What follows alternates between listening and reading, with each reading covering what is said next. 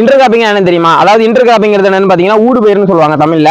இந்த ஊடு பயிர் இங்க என்னன்னு பாத்தீங்கன்னா, இங்க வந்து பாக்கு மரம் அரிக்கானட்டு இருக்குல்ல, இந்த பாக்கு மரத்தை வந்து ஒரு வருஷம் கிட்டத்தட்ட ஒரு வருஷம் இருக்கும் இந்த பாக்கு மரம் வச்சிருக்காங்க. இந்த பாக்கு மரத்துக்கு இந்த பாக்கு மரத்துக்கு இருக்க இடைவெளியை வந்து நல்லா வந்து யூஸ் பண்றதுக்காக பாத்தீங்கன்னா இங்க வந்து வாழை போட்டிருக்காங்க. சுத்தி ஓரங்கள்ல வந்து பாத்தீங்கன்னா தென்னை மரம் வந்து வச்சிருக்காங்க. இப்போ இதோட அட்வான்டேஜ் என்னன்னு பாத்தீங்க அப்படின்னா, இந்த பாக்கு மரம் வளர்றதுக்கு 5 வருஷத்துக்கு மேல வந்து நல்லா வந்து வளர்ந்து காய்க்கிறதுக்கு 5 வருஷத்துக்கு மேல ஆகும். அது வரைக்கும் இந்த நிலத்துல இருந்து நமக்கு எந்த வருமானமும் வரப்போறது கிடையாது.